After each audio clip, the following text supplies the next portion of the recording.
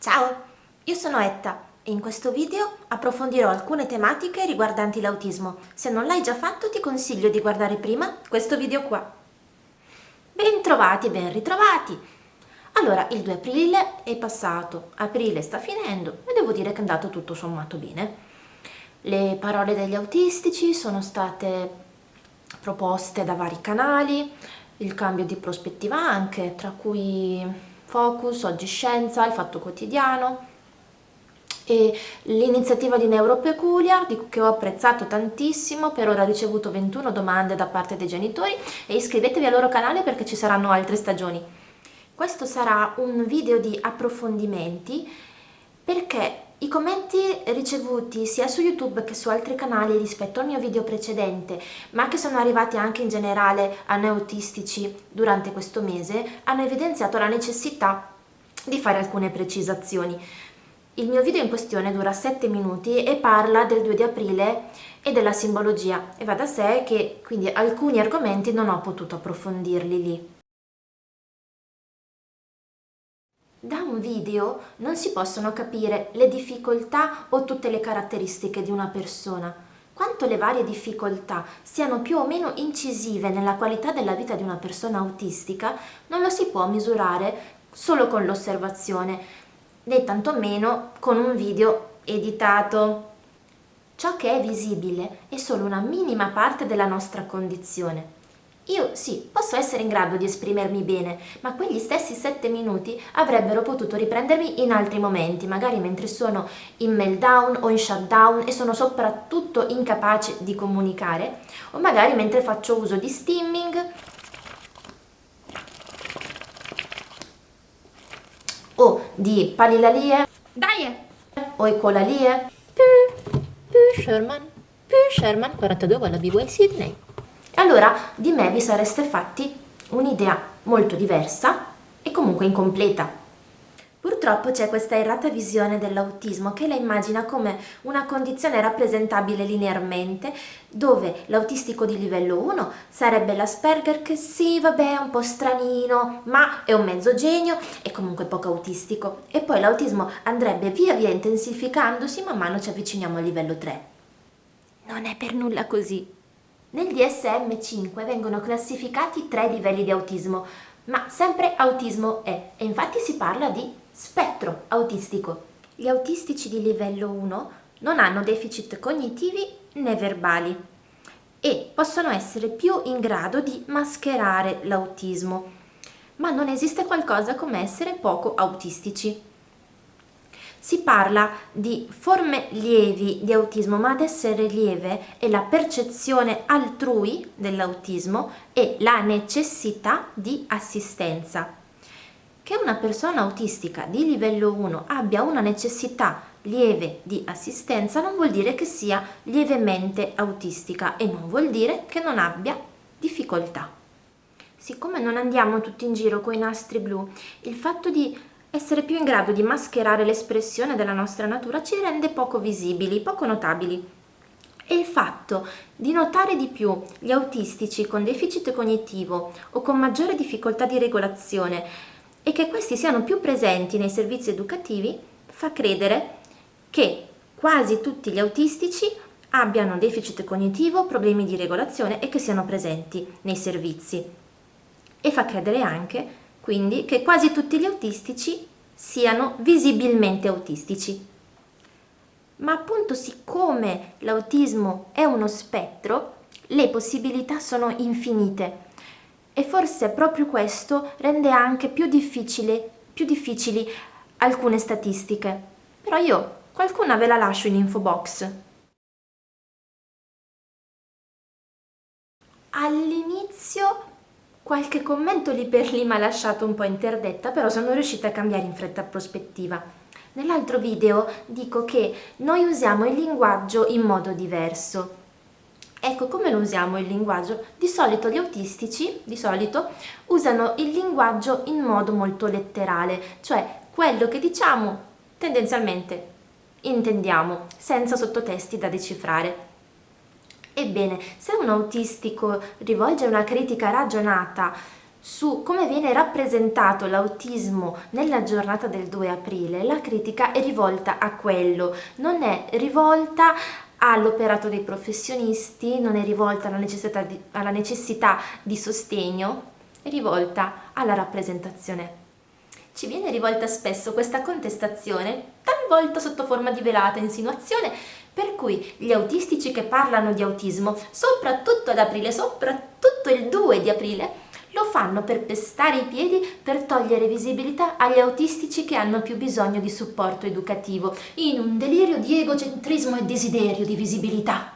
Ecco, a proposito di linguaggio letterale, se io parlo di tutti i bambini e gli adulti appartenenti a tutto lo spettro autistico, non è certo per mettere in ombra parte di questo tutto o di questi tutti. Non stiamo pestando i piedi, però di sicuro li stiamo puntando. La consapevolezza sull'autismo ormai è stata raggiunta abbastanza bene, ma non possiamo permetterci né di fermarci né di tornare indietro. Se nessuno avesse puntato i piedi, ad esempio, non avremmo mai avuto la legge Basaglia e l'omosessualità sarebbe ancora considerata una malattia mentale. Già l'idea di un autistico ad alto funzionamento che cerca esposizione e visibilità fine a se stessa perché di noi non si parlerebbe abbastanza mi fa un po' sorridere. Per fortuna tra noi quelli che provano compiacimento e soddisfazione dall'esposizione sociale ci sono, ma sono davvero pochi, mentre quelli che soffrono di ansia sociale sono molti di più. Volendo, avremmo anche la giornata della sindrome di Asperger. E dopo il fenomeno Greta Thunberg, l'interesse mediatico verso la questione è esponenzialmente cresciuto. Quindi noi potremmo starcene buoni il 18 febbraio, noi da una parte, i restanti dall'altra, senza nessuna cooperazione tra le varie parti, anche se sempre autismo è. Beh, che senso avrebbe? Che senso avrebbe parlare di autismo escludendo il 77% degli autistici che potrebbero dare il loro contributo per comprendere il funzionamento autistico? E che senso avrebbe il contrario? Credo che nessuna categoria umana adori le precisazioni più degli autistici e nell'autismo una certa classificazione è essenziale per poter garantire un supporto il più adeguato e mirato possibile. Ma parlando di spettro autistico, a che serve cercare di invalidare le parole degli autistici stessi utilizzando filtri come la gravità e la fortuna? Oltre a essere un atteggiamento offensivo e selettivo e quindi intellettualmente disonesto, crea un cosiddetto falso dilemma. Davvero c'è bisogno di scegliere tra gli autistici di livello 1, 2 e 3? Anche gli autistici di livello 1 possono essere disabili. Esiste forse una graduatoria dell'interesse verso la disabilità? Esiste forse una graduatoria dei diritti? È etico portare avanti un discorso del genere? Nell'ottica di un miglioramento della qualità della vita anche degli autistici cosiddetti gravi, quando parliamo di autismo, forse è più utile unire che dividere. Parlando della simbologia e del linguaggio che ancora vanno per la maggiore quando si parla di autismo, io capisco benissimo la preoccupazione di chi, nell'eventualità di un cambio di stile comunicativo, teme un calo dei fondi raccolti. C'è la premura di poter garantire certi servizi, c'è la necessità e la volontà di avviare nuovi progetti. Il blu, il pezzo di puzzle, hanno come brandizzato certe iniziative e l'autismo stesso. Si teme che uscendo da quell'identità grafica ci sarà un minore riconoscimento e si teme anche che senza un certo linguaggio, senza il pietismo, non si riuscirà poi a muovere la collettività a compassione. E sono tutte preoccupazioni concrete e legittime, ma hanno un prezzo. Come abbiamo visto, il blu e il pezzo di puzzle sono stati concepiti da Autism Speaks, che è un'organizzazione che usa un linguaggio d'odio verso la disabilità. Il suo intento utopico è un mondo senza autismo. Ve l'ho già detto che sono le persone autistiche a essere l'autismo? Puff! penso che farò un video su Autism Speaks. Ci metterò un po', perché mi è davvero difficile sostenere emotivamente il loro linguaggio, come usano i fondi, tante altre cose. Io intanto vi metto un paio di link in info box. Provate voi a giudicare come potrebbe sentirsi una persona autistica vedendosi rappresentata in quel modo. E lo so, forse avete anche pensato che abbia esagerato a citare il linguaggio d'odio, ma anche qua non dovete credere a me. Vi metto in info box anche il link di un meraviglioso contributo di Federico Faloppa, un linguista. Ovviamente so che chi usa lo stesso linguaggio di Autism Speaks non ha l'intenzione eugenetica di eliminare le persone autistiche dalla faccia della terra e che le organizzazioni e le persone che si affidano a questo genere di campagne di solito lo fanno mossi dalle migliori intenzioni, ben lungi da sentimenti di abilismo, tantomeno di odio. Ma uscire da quel paradigma a cui siamo abituati è comunque un passo da fare, non dall'oggi a domani, ma il prima possibile. Allontanarsi graficamente e semanticamente da quella realtà è un atto concreto e criticare una comunicazione impropria non significa limitarsi alle belle parole, non ce ne frega una cippa delle belle parole, a noi interessano le parole giuste e ci interessano le conseguenze delle parole e del linguaggio su ogni scala. Le parole che usiamo non sono in una bolla, in un compartimento stagno nel presente, hanno una storia e hanno delle conseguenze e noi a queste conseguenze dobbiamo stare attentissimi. Abbiamo una legge in Italia contro la discriminazione, la legge Mancino del 93, ma questa legge non protegge i disabili dalla discriminazione, che viene giustificata dagli stereotipi e che si creano anche attraverso il pregiudizio e un uso improprio delle parole. Per colpa di alcuni politici e giornalisti che sono dei veri e propri istigatori all'odio di professione, ci stiamo purtroppo abituando al linguaggio d'odio. Solo 2 anni fa Grillo in un comizio di stampo politico ha usato le parole autistico e Asperger come insulti, salvo poi giustificarsi in quanto comico. Non è comicità, non è ironia, è linguaggio d'odio, è discriminazione. Sono diventati famosi alcuni casi di autistici maltrattati, feriti, uccisi dalla polizia perché scambiati per soggetti pericolosi. Non dappertutto sono stati istituiti corsi per gli operatori sanitari e per le forze dell'ordine su come rapportarsi alle persone autistiche, perché non dappertutto è stato ritenuto necessario.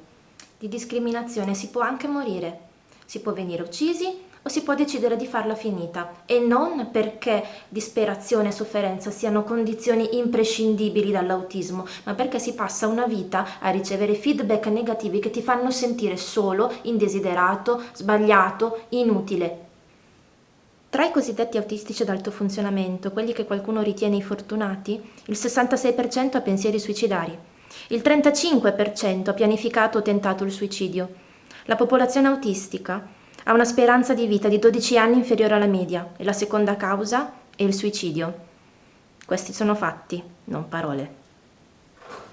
Quindi è giustissimo mettere sulla bilancia le questioni delle raccolte fondi e di una maggiore sicurezza sulla visibilità e sui servizi, ma c'è anche altro da mettere sulla bilancia.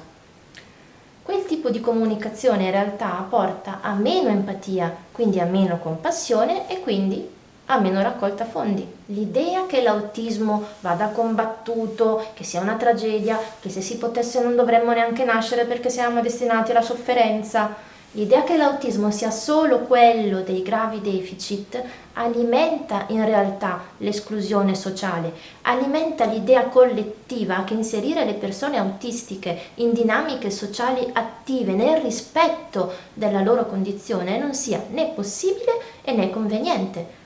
Tutto questo rema contro la visibilità, perché si è disposta a darla solo un giorno all'anno come contentino, e rema contro i servizi per l'inclusione, perché una minoranza che di fatto viene discriminata e considerata manchevole e non sufficiente non verrà accettata, verrà percepita come una realtà lontana e gli sforzi che dovranno fare i servizi per l'inclusione saranno ancora più ardui.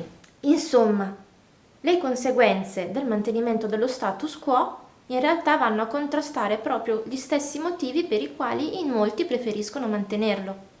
Che si parli di autismo o disabilità o migranti o comunità LGBT, finché l'integrazione verrà ritenuta più conveniente dell'inclusione e finché l'omologazione verrà ritenuta più conveniente della diversità, ci sarà bisogno di puntare i piedi. Per il futuro, di chi non ha i mezzi per difendersi da solo e autorealizzarsi, per il famoso dopo di noi, quale percorso vogliamo imboccare? Quale invece ci fa più paura? Le isole o i ponti? Una società divisa o una società inclusiva? Integrazione con discriminazione o accettazione? Alla prossima! Viva la diversità!